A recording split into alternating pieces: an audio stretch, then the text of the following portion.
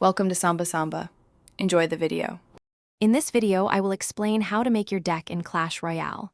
To begin, understand that a strong deck is balanced, featuring a mix of offensive and defensive cards. Focus on creating synergy, where your cards complement each other's strengths and weaknesses.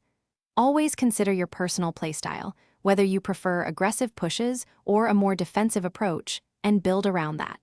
This foundational understanding is crucial for success.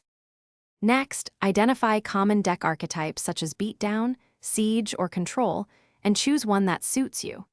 Every effective deck needs a win condition, like Hog Rider or Golem, to consistently damage opponent towers.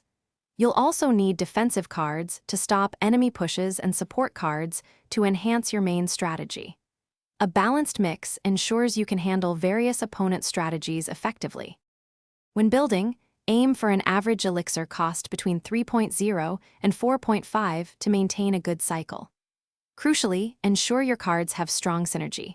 For example, a tank like Giant paired with a damage dealer like Wizard.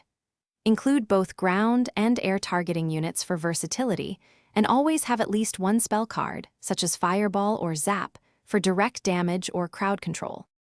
Finally, the most important step is to test, adapt, and refine your deck.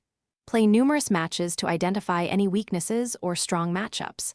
Analyze your replays to understand where improvements can be made, perhaps swapping one card for another.